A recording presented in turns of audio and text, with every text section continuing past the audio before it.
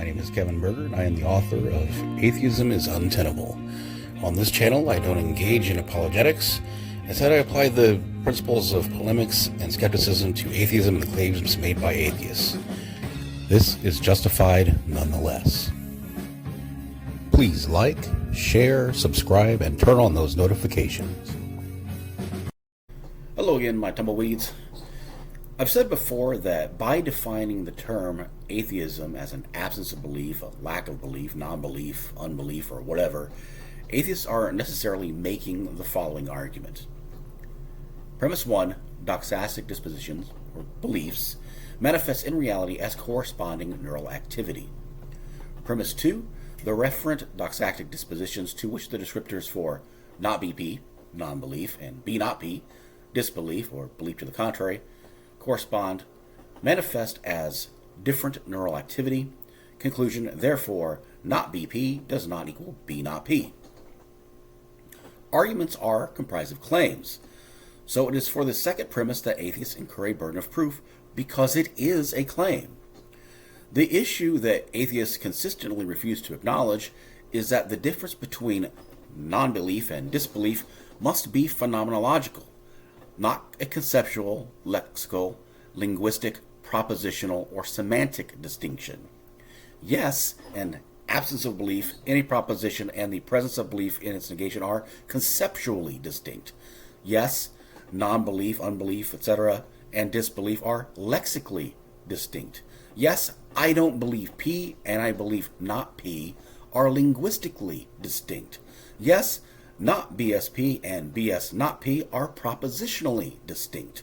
Yes, I lack belief in P and I believe not P are semantically distinct. These are not what is being disputed.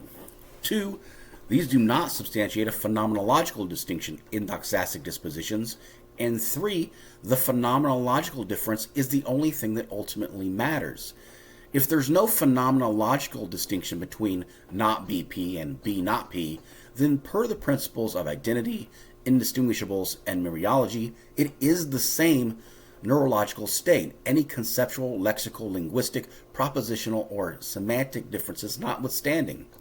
A distinction that does not manifest in reality is indistinguishable from a distinction that does not exist, and the null hypothesis is to proceed as if there is no distinction unless there is sufficient evidence to substantiate its asserted existence. When I correctly point out that colloquial atheists are epistemically committed to this argument by pure dint of having defined atheism as the dissent to a proposition as opposed to the assent to its negation, they frequently balk at this, saying that they're not asserting a phenomenological distinction between their not believing in deities and believing that they don't exist, resulting in the ever-popular and aptly named Atheists Fallacy, a special case of argumentum ad ignorantiam, related to shifting the burden of proof, wherein the person attempts to eschew the burden of proof by denying that an assertion has been made.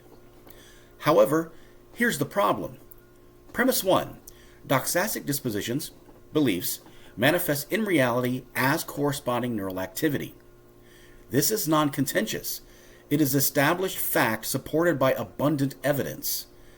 Because this premise is incontrovertibly true, then it logically follows that, conclusion, therefore, if the referent doxastic dispositions to which the descriptors of not BP and be not P correspond manifest as different neural activity, then not BP does not equal be not P.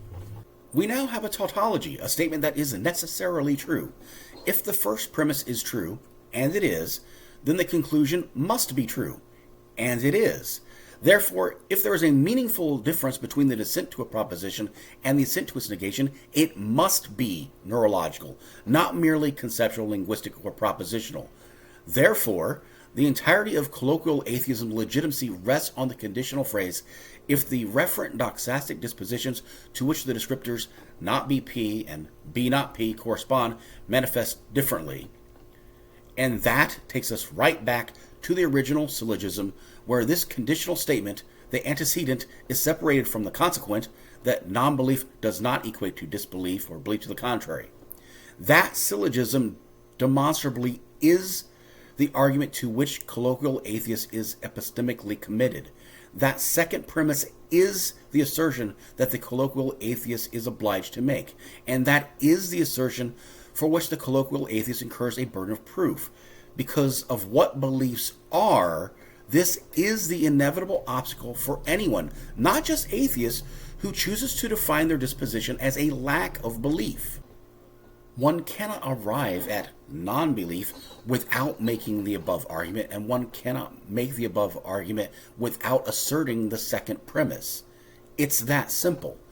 Long story short, the expression of non-belief is a nothing burger without evidence of a difference in neural correlates of not be P versus be not P. It's an intellectually bankrupt framework. I do not assert that not be P does equal be not P, though I tentatively assent to that proposition, and I can justify that. It is atheists who assert that not be P does not equal be not P, therefore they incur the greater burden of justification, because it's their claim.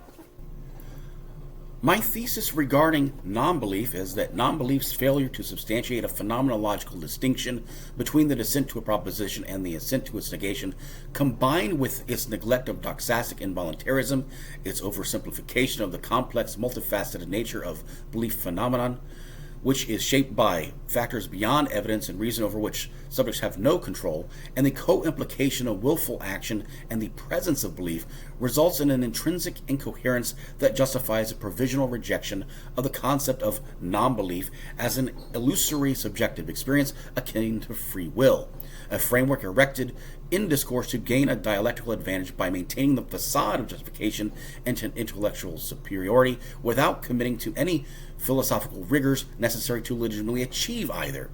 That is logically untenable and incompatible with a nuanced understanding of human cognition and agency. Perhaps my thesis will be demonstrated to be incorrect. Nonetheless, I would be remiss to not point out an observation. Yes, colloquial atheists are absolutely right to object to demands to provide evidence for the non-existence of any deity, as after all, they're not making that assertion, which would make this a material case of burden shifting. However, the fact that they not only reject the burden of proof for the ontological assertion, but also for the neurological assertion that they do make, lends credibility to my thesis.